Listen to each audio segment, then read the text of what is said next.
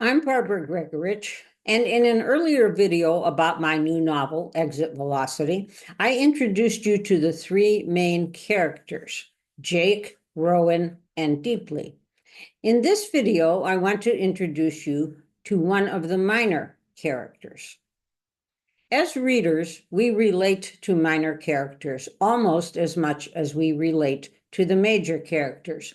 Think of favorite books of yours, maybe from your childhood, in which you may have been totally loyal to one of the minor characters. Or think of adult books, particularly series, where you might anticipate the next installment as much for what a minor character is going to do as for what the major character will do.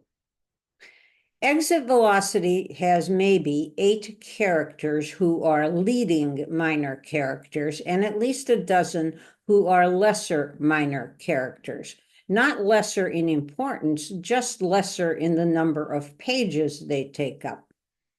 The first of the minor characters to appear is MaryEllen, and she is a leading minor character. As a writer, I have always loved minor characters, even more so today than I did as a young reader. However, when I'm planning a novel in the pre-writing period, I concentrate almost exclusively on the major characters. During the pre-writing period of Exit Velocity, I had created all three major characters, Rowan, Jake, and Deeply, and only two of the minor characters, Titus and Keisha. And that was it. I had no other minor characters in my plans.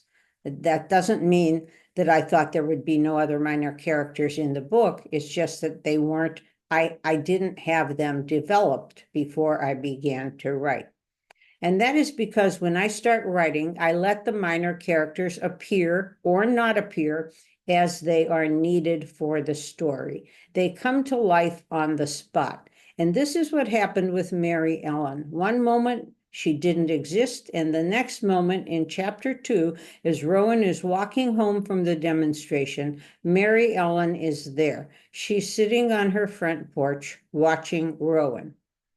I know that MaryEllen materialized on her front porch because she was needed for the plot, needed as a friend and neighbor who cares about Rowan, and because Rowan's mother has left, offers advice as a mother might.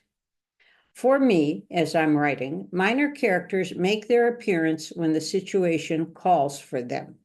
And then they begin to grow, to claim their own space within the larger framework.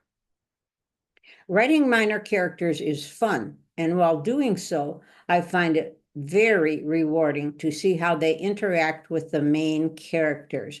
Are they reflections, contrasts, obstructors, enablers, comforters?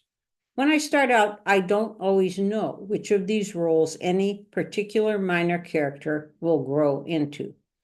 Take, for example, MaryEllen, who used to be Rowan's babysitter.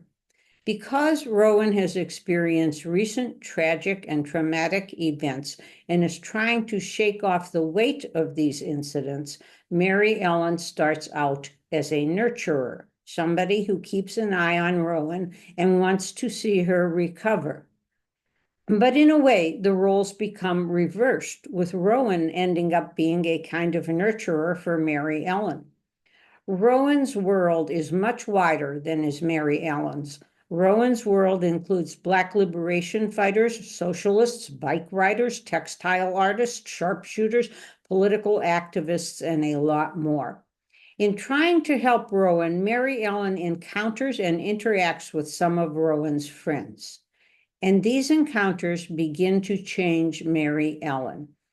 And what happens in the novel is true to what happens in real life. Encounters with people different from us change us and change the other people also. The MaryEllen in the last 3 chapters of the book has changed from the MaryEllen of the first 3 chapters.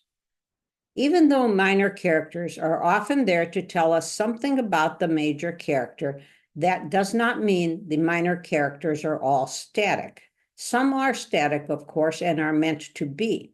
But some minor characters can and do change, and to see that happen feels rewarding to a lot of readers and to a lot of writers also.